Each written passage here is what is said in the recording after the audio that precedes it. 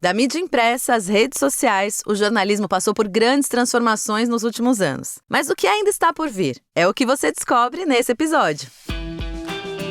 Primeira jornada. Salve, salve, eu sou a Zá Coelho e esse é o Primeira Jornada, um programa papo reto feito pela SPM que te ajuda a enfrentar os desafios da vida escolar e a refletir sobre o seu futuro profissional. Eu tô aqui para te acompanhar na descoberta desse universo de possibilidades e caminhos do mercado de trabalho. Que profissões e segmentos estarão em alta no jornalismo do futuro? Quais serão os requisitos fundamentais para atuar na área e como se preparar para esses desafios? Quem responde essas e outras perguntas é o Guilherme Costa, coordenador da graduação em jornalismo da SPM São Paulo.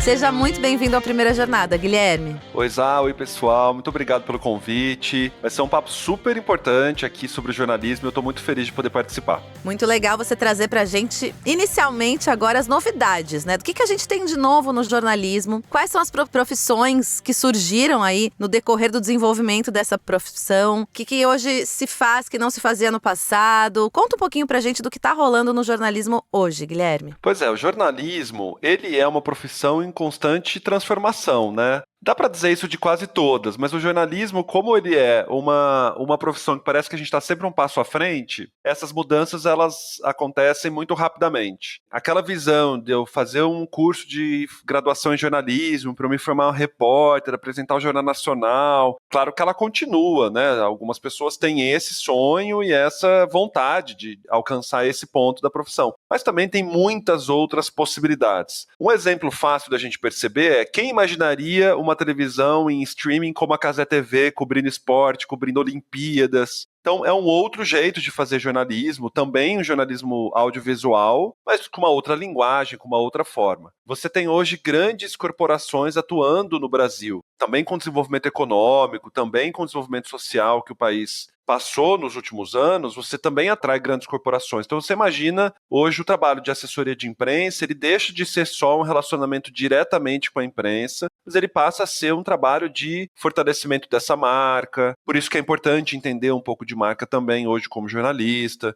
Você tem um relacionamento de stakeholders. Então, todas as transformações que a gente passa na sociedade, a gente vê isso chegando no jornalismo. E aí, com a IA também. A gente fala disso mais para frente, mas o jornalismo é uma profissão que muitas pessoas podem ter imaginado, nossa, mas hoje a gente não tem mais por que estudar jornalismo, eu posso ser influencer, ou então eu posso eu mesmo criar o meu canal. Na verdade, o jornalismo, o que ele vai te dar ferramentas, ele vai te dar um comportamento e uma prática mais ética diante de tudo isso que a gente está vivendo. Os deepfakes, as fake news, tudo isso. Então, ele é um ferramental muito importante. Eu costumo comparar assim, não dá para ser médico assistindo Grey's Anatomy às 20 e tantas temporadas. Também não dá para ser jornalista só imaginando que é falar bem e conversar bem e vou conseguir conduzir entrevistas, editar e fazer tudo isso. A técnica do jornalismo, ela é muito importante, o princípio da reportagem também. Então isso não mudou. O que muda é a linguagem, o que se transforma é a linguagem e felizmente, né? Porque o mundo evolui, aí a profissão também tem que evoluir. E a gente tem que estar muito ligado, né? Quem quer seguir essa profissão, como você falou, né, Guilherme? Tem que estar sempre antenado com o que está acontecendo, com as linguagens, né? Como a linguagem, a comunicação se desenvolve junto com todas as outras evoluções, né? Então,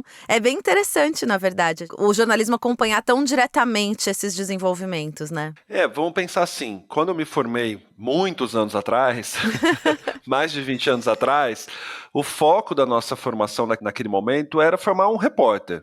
Né, uma repórter, um repórter. Então você passava lá pelo fotojornalismo para ser um repórter fotográfico, você passava pelo radiojornalismo para ser um repórter, um apresentador, um editor de uma emissora de rádio, ou então pelo telejornalismo. Hoje você continua passando por essas cadeiras, né, por essas disciplinas na graduação, mas você amplia muito mais. Então você tem hoje uma visão da comunicação digital, que não é só escrever para o portal, na verdade é você ter uma produção multiplataforma. Então, o repórter, a repórter, hoje, muitas vezes ele sai para fazer a matéria e ele volta e produz aquele mesmo conteúdo em múltiplas plataformas. Então, ele capta para ir para a rede social, ele capta para ir para um post no LinkedIn, por exemplo, da empresa, dependendo da empresa. Ou um corte, ele tem que pensar no que ele está fazendo, se aquilo lá vira corte ou se ele não vira corte. Então, é importante ele ter uma noção de roteiro, que a gente não tinha, né, numa formação anterior. E isso, inclusive, é um diferencial da SPM, porque você imagina, a escola é uma escola de comunicação, né, especialista em marketing. Então, a gente tem um curso de cinema e audiovisual, a gente tem um curso de comunicação e publicidade, a gente tem um curso de design, você tem um curso de ciências sociais e do consumo, que são áreas muito afins com o jornalismo. Então, dentro dessa escola de comunicação em artes que a gente tem na SPM, o aluno acaba vivenciando essas áreas que são transdisciplinares, uma coisa vai invadindo um pouco a outra, e esse jornalista, essa jornalista, ela sai preparado para um mercado que hoje realmente é muito plural. Eu disse da comunicação digital,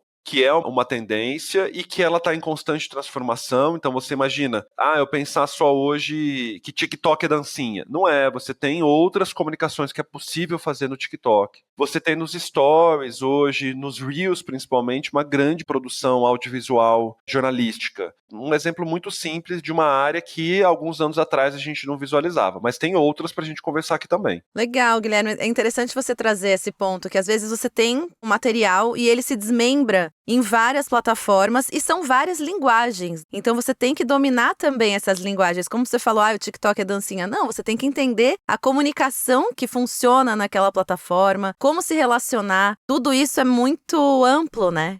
Abriu muito. Abriu muito, porque para pensar os pais aqui, a voz dos nossos ouvintes, que se relacionavam com jornalismo. Como que era? Se eu li lá numa revista, no jornal e não gostei, eu tinha que mandar uma carta do leitor, que ia ser publicado 1, 2 edições, se fosse uma revista mensal, na edição seguinte da revista. Então, o leitor, ele tinha, sim, muito contato. No rádio, um contato muito mais próximo, porque você ligava na rádio, já fazia ali. Na televisão, você ligava, mas era difícil, até hoje, você não vê muito essa interferência de quem liga. Mas com a chegada da comunicação digital, o consumidor ele passa a ser também um produtor de informação. Então hoje a gente está assistindo o SPTV, por exemplo, você vai ter lá o áudio do WhatsApp nas emissoras de rádio, quando a gente está no carro, você vai vendo, o ouvinte ele entra ao vivo junto com o apresentador, com o repórter, ele vai dando informação do trânsito. Então, você tem uma outra relação. E aí a linguagem muda. Então, se você muda a relação com a produção da notícia, com a informação, se você muda a linguagem,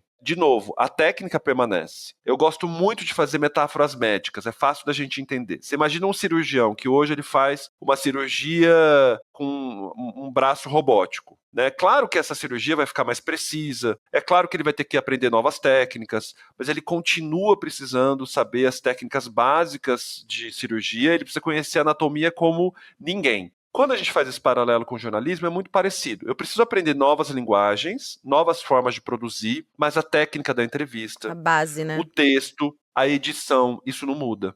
Então, hoje, um jornalista, uma jornalista, ele precisa escrever muito bem, não que não precisava antes, porque ele precisa escrever para multiplataformas. Então, ele precisa entender, Zá, que ele está escrevendo um texto e para outra ele vai ter que mudar esse texto com a mesma informação. Para outra, muda de novo. Ter essa flexibilidade, né? Esse repertório, né, Guilherme? Você usou uma palavra que eu acho essencial, um repertório. Jornalistas sempre precisaram de repertório, mas hoje a gente precisa de um repertório de conhecimentos gerais, mas também de tecnologia e de linguagem. Isso é fundamental. E eu queria agora fazer um paralelo com a sua metáfora do braço robótico. Considerando a inteligência artificial esse braço robótico, né? Pensando um pouquinho nisso, a gente tem aí uma ferramenta que pode ser muito incrível, mas ao mesmo tempo causa essa tensão, essa ansiedade, esse medo. Como você vê essa ferramenta, esse braço robótico da inteligência artificial dentro do jornalismo, Guilherme? Você acha que dá para usar em conjunto? Você acha que muitos profissionais podem perder o cargo? Enfim. Olha, Zá, como toda tecnologia, ela causa mudanças na sociedade. Já diria aí o McLuhan, um teórico da comunicação, um sociólogo da comunicação muito importante, que faz essas reflexões. A gente tem muitos outros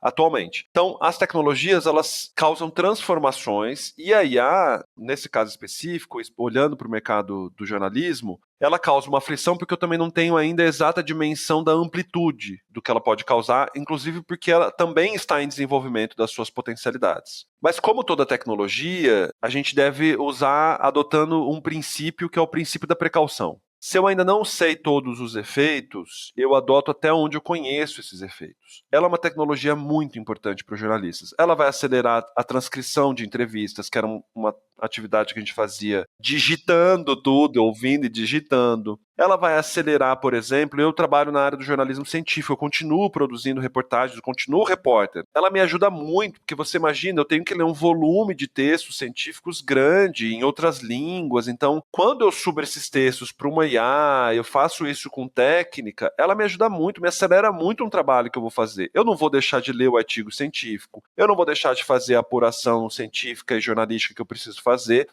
Ela se torna uma ferramenta que acelera esse processo de apuração e checagem. Um apoio, né, como você falou. Exatamente, ela é um suporte. Eu vou imaginar que eu vou entrevistar alguém, vou fazer a transcrição e vou pedir para a IA escrever esse texto para mim. É um uso muito preguiçoso, né? E é um uso muito perigoso, porque a IA ela ainda alucina, e o jornalismo é feito com base na verdade. Então eu preciso checar as informações, inclusive da própria IA. Mesmo que eu subi um artigo, no meu caso, um artigo científico, eu estou conversando com a IA para eu entender aquele artigo melhor, eu não posso me basear 100% no que ela está dizendo. Eu preciso checar as informações. Ela é uma ferramenta que facilita o trabalho, que pode agilizar o trabalho, mas ela não substitui o trabalho de apuração e checagem de informações. Se a gente for por esse caminho, a gente não está fazendo um bom uso e é um uso arriscado para o jornalismo. Então, vai substituir o jornalista na redação? Infelizmente, para algumas redações, vai nesse mau uso, inclusive do próprio jornalismo. Se eu já imagino que eu posso substituir o repórter, então ela vai substituir. Mas eu não me parece que seja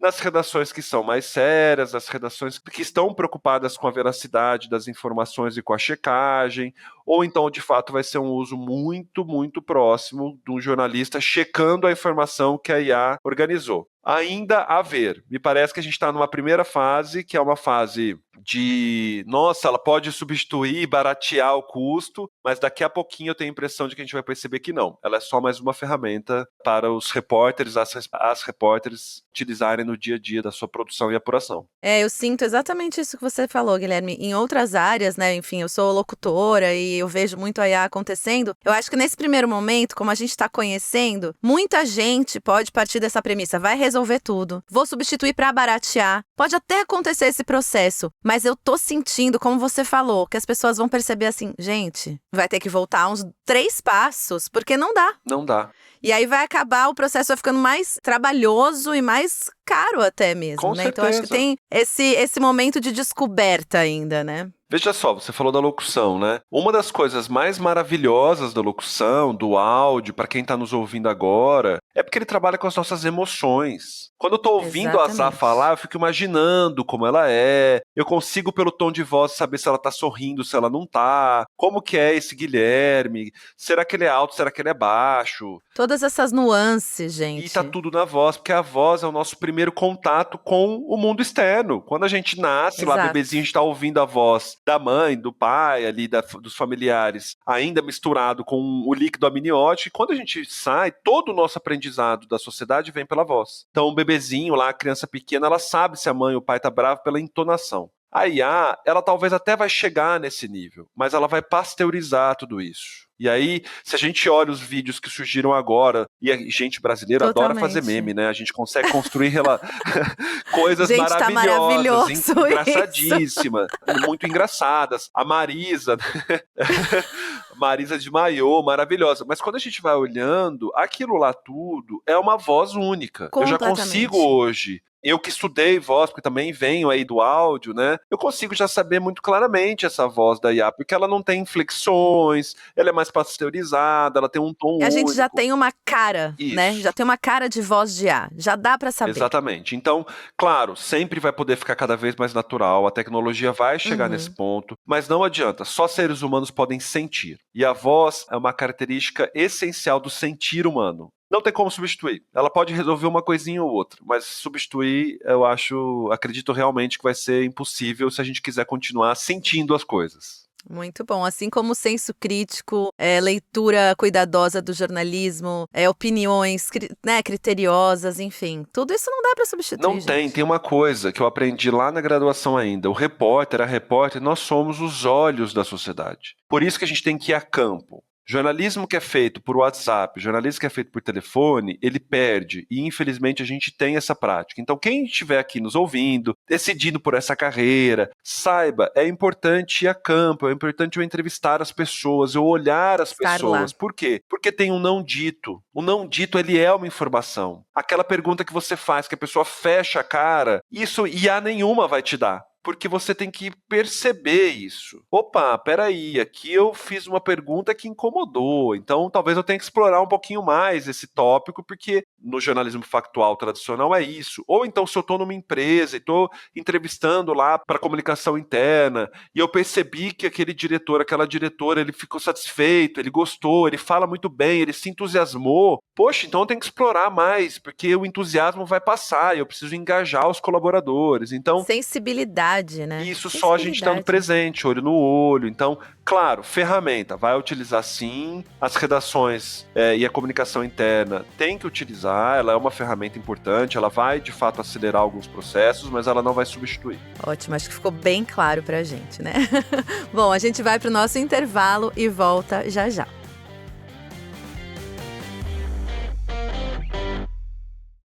Na ESPM, a inovação não é apenas um diferencial, é uma exigência. Um lugar onde celebramos o inusitado. Aqui, o aprendizado vai além da sala de aula. Vivemos experiências internacionais e aprimoramos habilidades além do tradicional. Criamos networking de verdade, sendo referência na produção de conhecimento. Juntos, vamos liderar o futuro, seja ele qual for. E aí, vem com a gente? ESPM, o inusitado em constante movimento.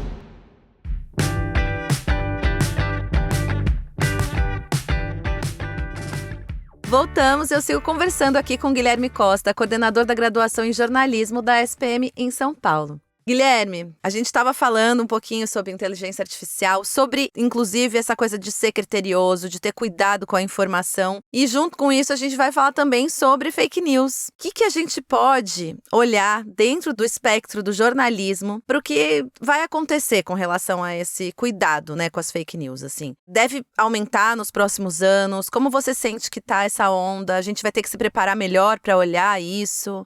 Olha, fake news, elas sempre existiram, né? Quem trabalha com jornalismo político, por exemplo, há muitos anos sabe que quando alguém te dá uma informação, uma fonte tua te dá uma informação, alguma coisa ela está querendo ganhar com aquilo, então você tem que checar muito, porque às vezes não é uma inverdade, é uma imprecisão da informação, então fica ali no limite da verdade com uma informação equivocada, então não dá para dizer que as fake news surgiram agora. O que dá para dizer agora é que elas ganharam proporção muito maior e numa escala impressionante, velocidade e verossimilhança. O que isso quer dizer para quem está nos ouvindo? Hoje está muito difícil você ouvir e falar assim, não, isso é verdade. Porque ela parece verdade, a fake news. A fake news bem feita, ela parece verdade, ela é capaz de enganar uma pessoa. Inclusive com a utilização da inteligência artificial, completamente. Né? Aquele ditado, eu preciso ver para crer, ele caiu por terra. Olha o meme do canguru entrando no avião. Lembra que surgiu aqui recentemente? Muito rapidamente, se eu bato o olho naquilo, por alguns segundos eu posso imaginar, gente, realmente é um canguru entrando no avião. Porque era muito parecido com a realidade. Muito. A cena absurda me faz desconfiar, mas a imagem me deixa em dúvida, pelo menos. Então, as fake news, elas ganharam proporção, elas ganharam essa verossimilhança, então é muito parecido, eu preciso estar muito atento. E os deepfakes, ou o uso agora, né, da criação de imagens e vídeos, vai me fazer ter dúvidas. Então, eu costumava dizer assim, eu posso acreditar em tudo que eu assisto em qualquer canal de televisão, 10 anos atrás, 15 anos atrás? Não, eu não posso acreditar, porque tem um viés, tem um interesse comercial, tem um interesse político, então eu preciso assistir em mais de um lugar, ler em mais de uma fonte, porque aí eu consigo comparar e formar a minha visão sobre aquela história. Essa dica, ela continua valendo. A grande questão é que agora eu preciso checar em fontes do jornalismo tradicional também. Não é que eu não tenho que ir para o jornalismo independente, pelo contrário, eu tenho sim, porque eu tenho uma pluralidade maior de informações, mas eu preciso checar em grandes veículos, eu preciso olhar essa informação por outros ângulos para que eu possa ter certeza de que eu não estou sendo enganado ou que eu não estou sendo enganada. E, infelizmente, isso tende a continuar.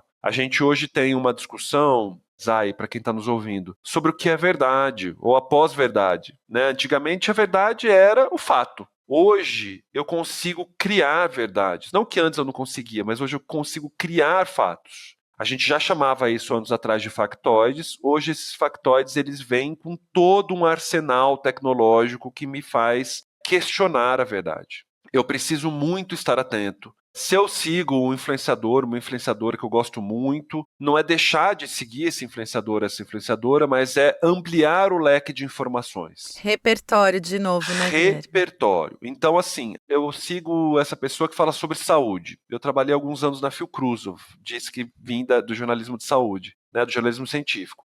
Eu gosto muito dessa pessoa porque ela fala sobre saúde. Maravilhoso. Mas vamos questionar quais são as fontes, da onde está vindo essa informação que ela está te passando. Vem da Fiocruz, vem do Instituto Butantan, vem da USP, vem de um centro de pesquisa? Vem. Ele está te dizendo como que ele apurou essa informação, como ele construiu? Sim, ele está te dizendo, ótimo, está tudo certo, tem gente fazendo trabalhos maravilhosos, médicos hoje, médicas. Olha, o que é o Dr. Áuzio, o Dr. Drauzio Varela, é um comunicador maravilhoso, que a gente pode confiar naquela informação. Então, que entendeu a linguagem, né, de várias plataformas. Ele entendeu demais. Ele tem um time muito competente junto com ele, um time jovem, um time que entende aquela linguagem e ele não tem medo de se jogar na linguagem. O Dr. Drauzio, já nos conhecemos pessoalmente, é um profissional muito sério e que não vai deixar de falar sobre a medicina.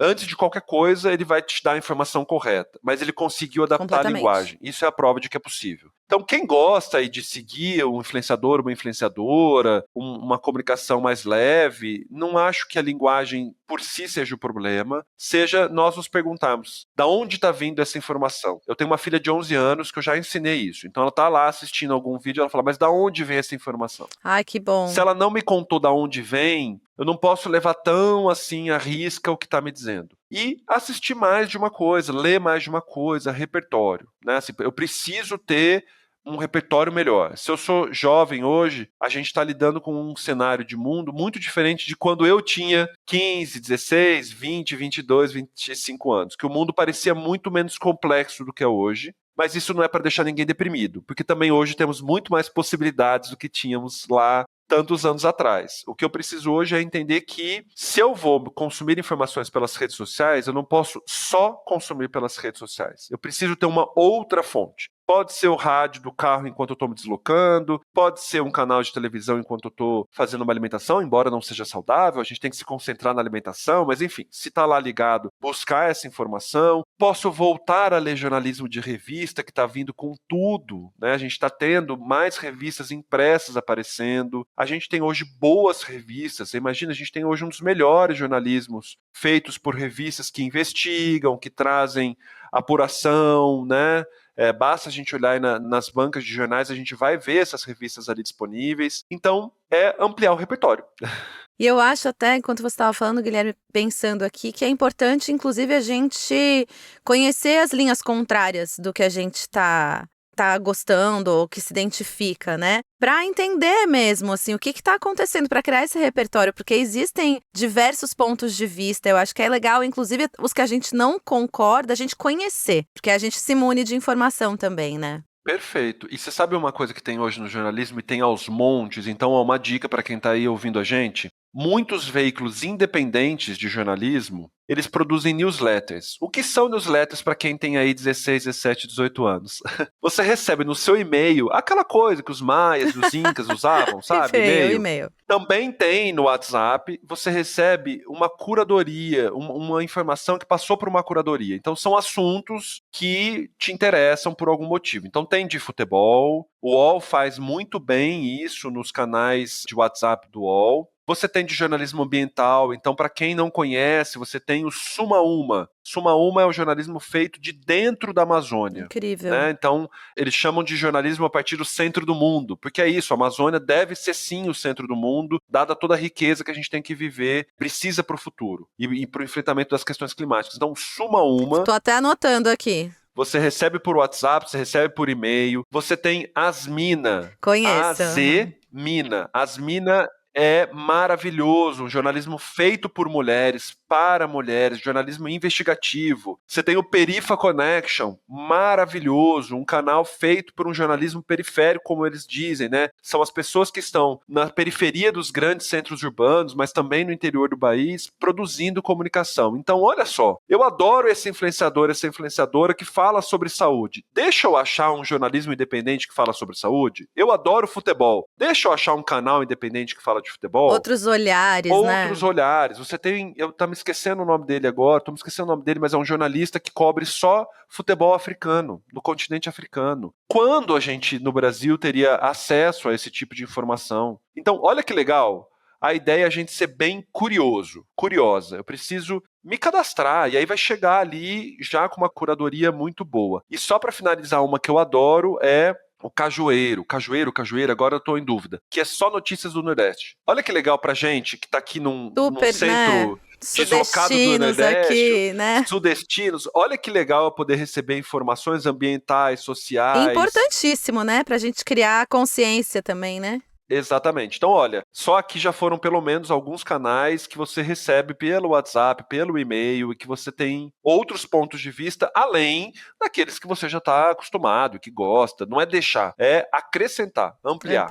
Ampliar, é isso. E Guilherme, agora falando um pouquinho mais direcionado para a graduação em jornalismo da SPM. A gente falou um pouquinho antes, mas conta um pouquinho para a gente sobre como que é essa preparação desses estudantes. Você comentou sobre essa amplitude, né? Você tem várias grades que se conectam. Como funciona? Olha, a graduação de jornalismo da SPM, tanto aqui em São Paulo quanto no Rio de Janeiro, é uma graduação muito preparada para o mercado. Essa é a tônica da nossa escola, né? Então, o aluno, desde o primeiro período, ele já vai fazer experimentação em jornalismo, então ele começa o estágio mais para frente, mas do primeiro ao quarto período, ou seja, o primeiro e o segundo ano da faculdade, ele vai para o Centro Experimental de Jornalismo, ele já vai ter prática. Ele já vai entrevistar, vai editar podcast, vai fazer fotografia, vai fazer pequenos vídeos. Então, aliás, convido todo mundo a seguir as redes sociais aí, Jora SPM, tem vários canais, Jornalismo SPM Rio, dá para seguir tudo que a gente produz e o que os alunos produzem. Então,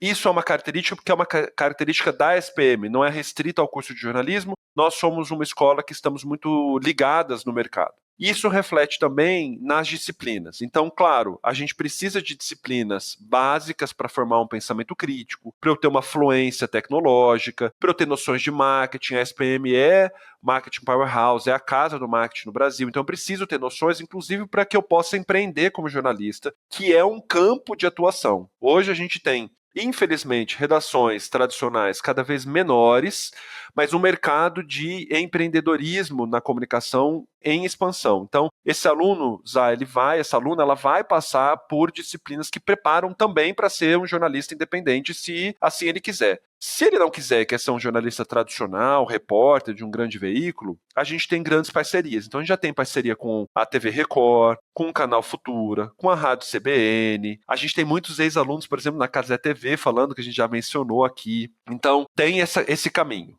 Tem um caminho também do jornalismo ambiental. Então, eu falei do Suma Uma, a gente tem uma das nossas professoras, é uma das fundadoras do Suma Uma, mas tem outros canais, Envolverde, Eco. Então, no Rio de Janeiro, a gente tem uma parceria com o site O Eco, que é o maior portal de jornalismo ambiental. Então, é uma área, por exemplo, que é muito importante. Jornalismo internacional, a gente tem aqui por conta do curso de Relações Internacionais. Então, olha só que legal, a gente tem um campo ampliando, temos uma disciplina de jornalismo investigativo, inclusive, acabamos de receber aqui, no mês de julho, o Congresso Internacional de Jornalismo Investigativo, que acontece todos os anos, já é a terceira ou quarta edição que acontece aqui na SPM em São Paulo. Antes disso, lá no Rio de Janeiro, tivemos o Festival 3i, que é o maior festival de inovação do jornalismo. Então, olha só, é uma escola que está totalmente antenada no que está acontecendo, isso reflete na grade, com disciplinas que possibilita ao estudante, à estudante, algumas trilhas de conhecimento. Quer ir para o jornalismo esportivo? Tenho esse caminho. Quer ir para o jornalismo da comunicação digital, a influência digital, entender como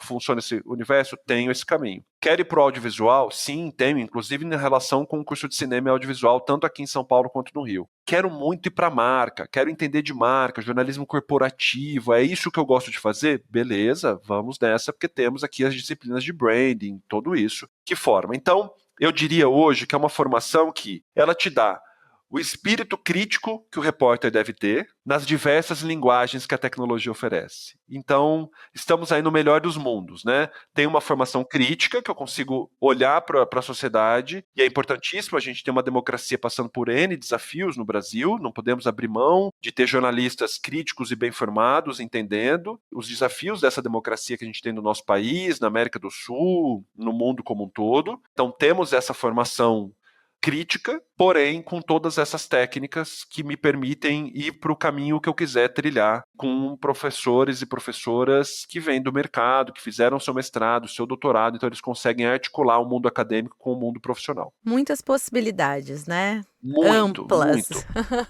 Entra lá, portal de jornalismo, inclusive. Quem está nos ouvindo vai lá conhecer, ver as reportagens investigativas que os nossos alunos fizeram, jornalismo de dados, está tudo lá. Vai lá com esse olhar curioso, né? Que é essencial, né, Guilherme?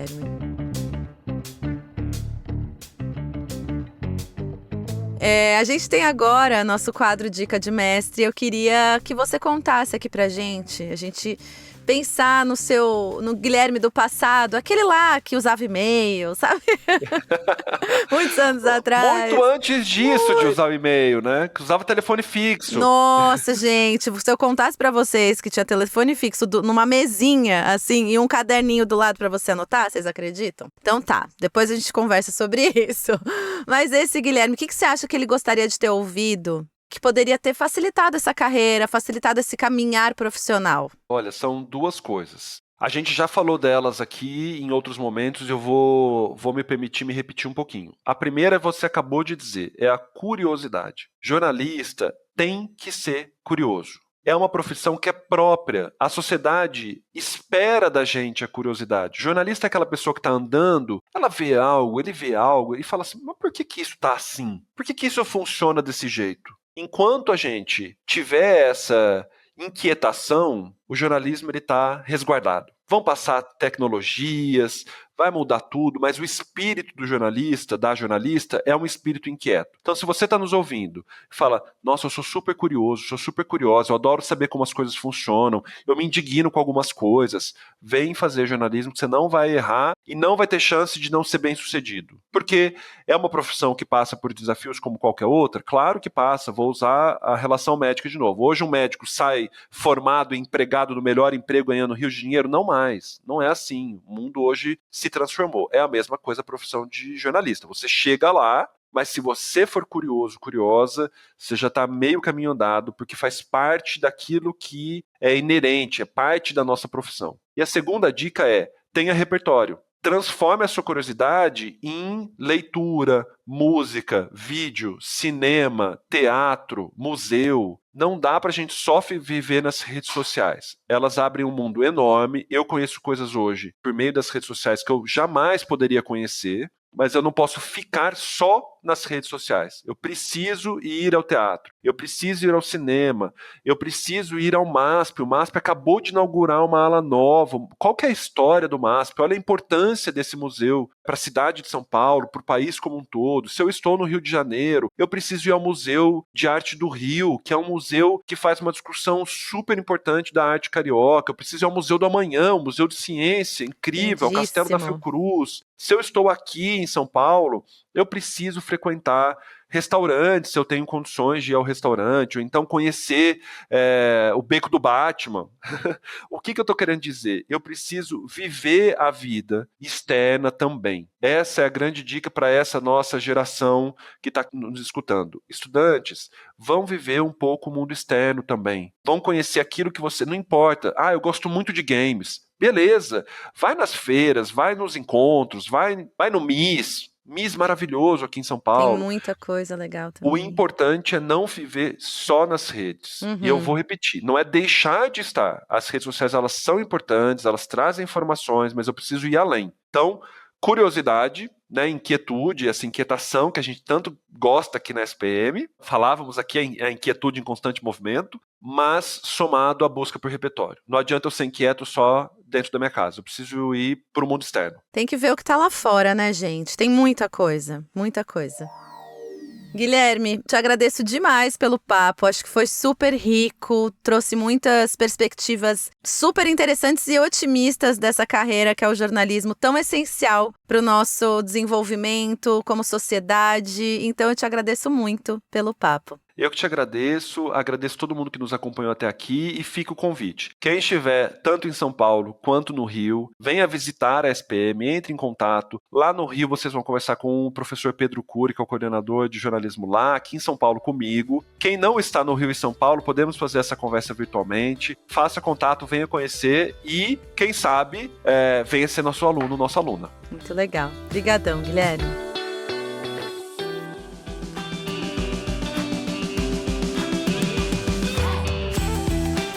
O jornalismo está mudando e a carreira tem muitas novidades. Se você ficou interessado por essa área, visite spm.br e conheça a nossa graduação. Não se esqueça de seguir o Primeira Jornada na sua plataforma de podcasts preferida e avaliar o programa. Este podcast foi editado pela Maremoto.